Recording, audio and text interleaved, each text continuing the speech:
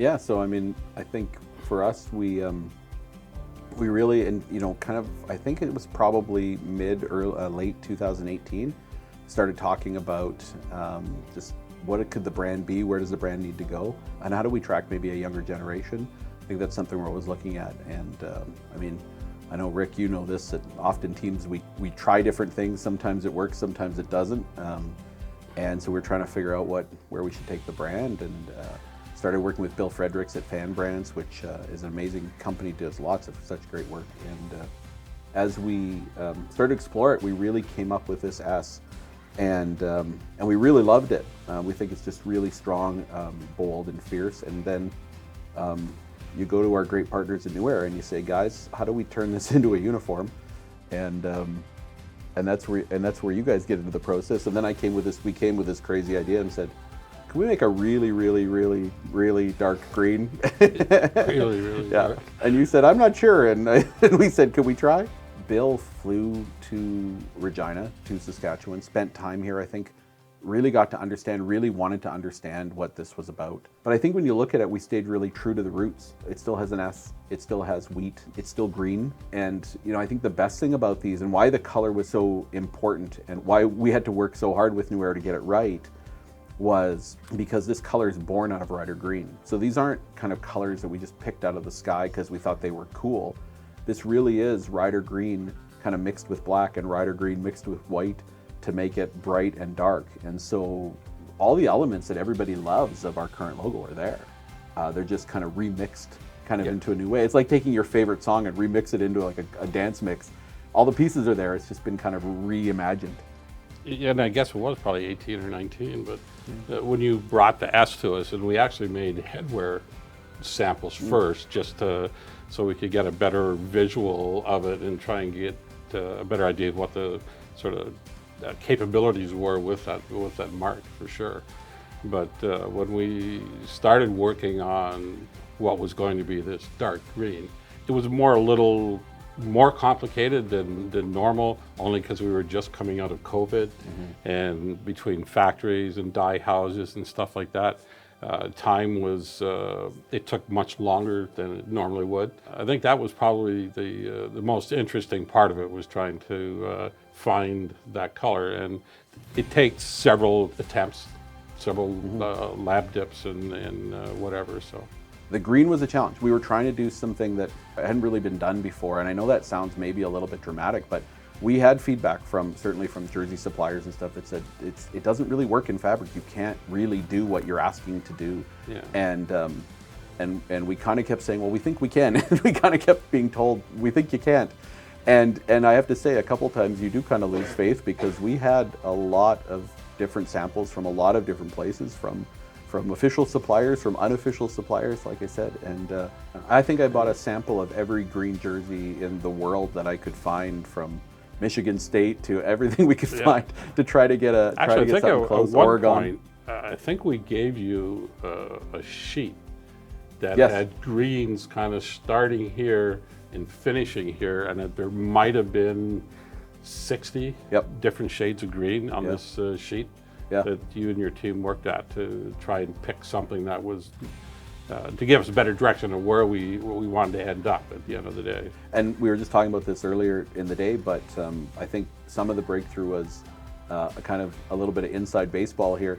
We went out and we bought helmets and then took them to an auto body shop and had them painted by the auto body shop. This is, I think, kind of how we actually were able to finally see the green we thought we wanted in real life, which was that in itself was unique. I mean, that was I have to admit, I was impressed when you called me and told me what you were doing with the helmet, because of the challenges you had trying to get the helmet suppliers to even get you something. And again, that was all coming out of COVID as well, and there was just so many demands being put on all suppliers, and they were all working with less people and less resources. So that was pretty ingenuitive, I would say. Our good partners at Capital GM, I got to give them a plug, because I don't think they even charged us for the helmets, and they painted them. They did a great job, and I had to tell them they were for Grey Cup because I couldn't tell them what was going on. So I even had to lie to them, but they still helped us out, which was fantastic.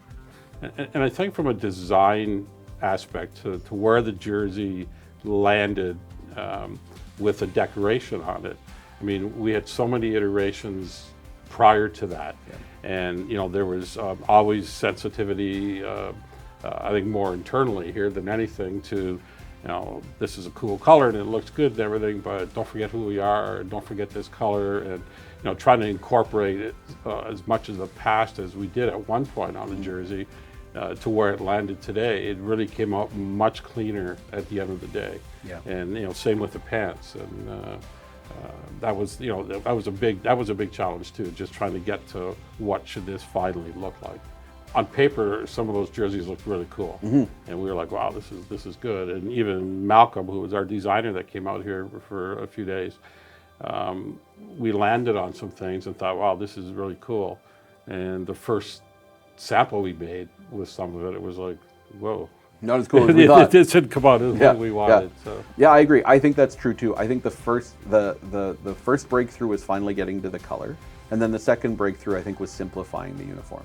I think that the uniform was really ambitious, and I actually think part of it was the uniform we started with was probably current in 2018, but maybe wasn't still current by 2024, if that makes sense. Yep. So we needed to simplify that jersey, and I think when we did that, that's when we really had the breakthrough. Yeah, I mean, I think there was definitely, even within the industry, a movement to less is more. Yeah. When you started looking at decoration and stripe patterns and that kind of stuff. Yeah, So absolutely. definitely. The early prototypes, remember, had the roundel Yes. logo on the sleeve, which again looks really cool on graphics, on designs. Football jerseys are hard, right? The sleeves aren't big. They're bigger on some cuts of jerseys than others. There's multiple cuts of jerseys. Maybe the average person doesn't understand all the pieces that go into it. And so they just didn't look right. They never looked right. And so I think the change back to the logo, even though it was kind of an obvious one, it was the right one. I'm mostly proud of the placement of the logo on the knee of the pant. That's actually unique in the CFL, and to the best of my knowledge, I don't think the NFL had ever done it yet either, and that was something that was very different. And speaking to the challenges, I mean, when we were talking to the factory, they were like, that's going to take a real beating. I don't know if that's really going to work or not work. And, a little bit of testing and working on it, on the placement of it, it was just like, no, I think we need to go with it. But definitely the placement of the logo on the rest of the body of the jersey was really important, because I think we at one point we kind of lost track of that logo. Yeah. And that wasn't as significant a part of the jersey as it could have been. Yeah, yeah. So when we finally made the decision to kind of drop all that and almost really started with a clean slate, I recall the story I'll tell, because I think it's true, is that pretty frustrating going back and forth trying to sort out the details and just not getting them right. And finally I took a picture of the jersey in my Apple Pencil, and I just took Obsidian and I colored in everything and just sort of started with a blank slate. And then we started to build on that. And so I think when we get into all the other accessories, like the gloves that you guys did, which are outstanding, but adding the leggings and stuff, again, it just became apparent that from head to toe, this had to be Obsidian, that was going to be the most strength. I mean, we even had a different face mask option right up until 3 months ago. And then we went to the dark face mask because we just felt like the Obsidian story was the story. And we've got to go top to bottom Obsidian, which I think works really well. From my perspective, I think it's forward thinking. The design itself is unique. It's not a traditional jersey. The way the waist is cut out on it, the holes that are in there for some kind of breathability with the stomach area and so on. Mm-hmm. I mean, they're all laser cut with a machine. It's just not like a mesh fabric you would buy off the rack. And the whole look is very sleek, mm-hmm. and very trim. Yeah. And it winds up giving that, really toughness or meanness to the players when they have it on, for sure. Yeah, I would agree. I think the uniform on the players is outstanding. And again, every time I've seen it now, it's just gets me really, really excited. I also think New Era really brought their A game, like on the replicas. Like the replica is fantastic, and makes me want to change all the other ones to the same.